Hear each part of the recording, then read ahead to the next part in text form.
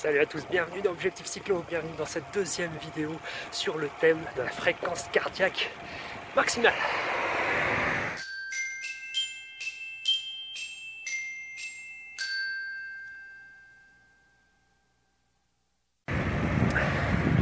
Aujourd'hui nous allons parler de la fréquence cardiaque maximale, nous allons la mesurer. Alors attention, attention!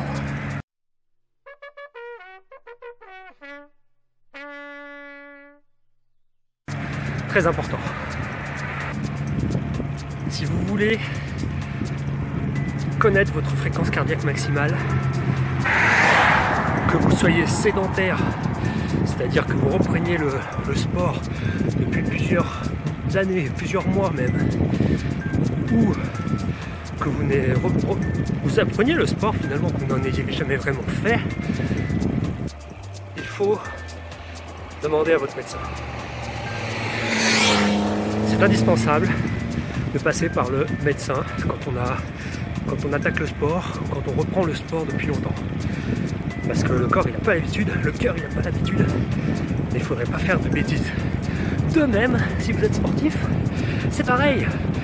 Toutes les années, pour courir, on nous demande un certificat médical. Donc c'est pareil, vérifiez que vous pouvez le faire. Demandez à votre médecin un certificat médical de non-contradiction à la pratique du cyclisme en compétition.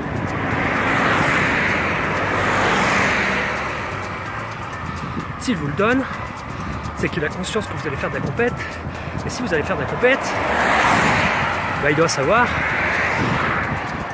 que vous allez sûrement vous entraîner.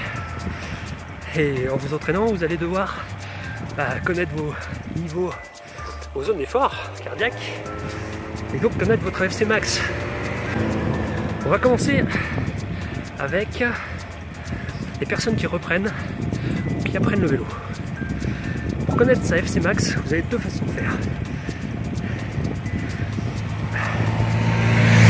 Vous pouvez soit choisir la formule de Carnoven, je crois que c'est ça, qui est très connue, qui est de dire la fréquence cardiaque maximale, c'est 220 moins mon âge pour les hommes. Pour les dames, c'est 226 moins mon âge. Et ça vous donne votre fréquence cardiaque maximale théorique. Ça c'est bien si vous êtes un sédentaire ou un futur ancien sédentaire, c'est-à-dire que vous vous remettez au vélo. Sinon, c'est pas juste. C'est complètement faux. La fréquence cardiaque maximale elle va être différente d'un individu à l'autre. Et si vous êtes sportif, elle va être radicalement différente de cette formule en général. Néanmoins, si vous reprenez, c'est parfait. Ça sert de base. Ça ne vous dispense pas d'aller voir le Toubib. Deuxième méthode, si vous reprenez depuis longtemps ou si vous êtes sédentaire, vous pouvez demander à votre médecin un test d'effort. Là, ce sera totalement sécurisé. Il va vous surveiller tout au long de l'effort. Le test d'effort, il va déterminer tous vos seuils. Certes, la fréquence cardiaque maximale, mais vos zones de seuil, vos zones aérobie, anaérobie, votre zone d'endurance évidemment, le repos actif, il va tout déterminer, vous aurez tout.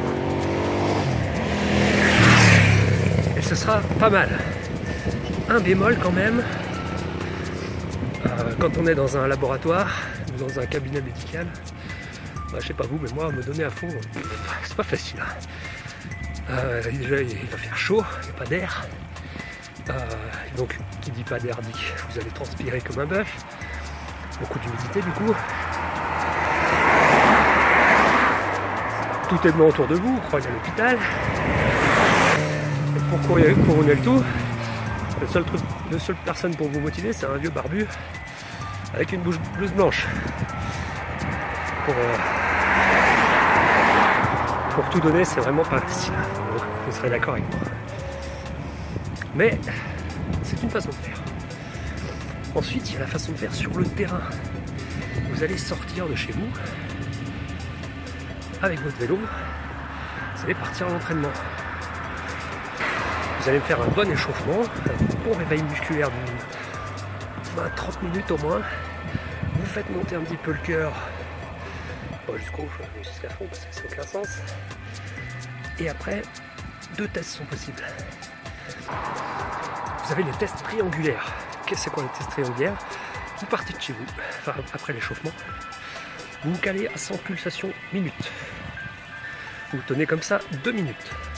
Vous réglez à 100 pulsations minutes. Ok? 2 minutes plus tard, vous montez de 10 pulses. Vous calez à 110. Vous tenez comme ça 2 minutes. Vous montez de 10 pulses, etc., etc. 10 pulses pendant 2 minutes, plus 10 pulses pendant 2 minutes, plus 10 pulses pendant 2 minutes. Quand vous commencez à sentir que vous êtes quasiment à fond, que vous ne tiendrez pas les 2 minutes, vous mettez debout sur les pédales, vous sprintez pendant une quinzaine de secondes, à fond. Et là, vous regardez votre cardio.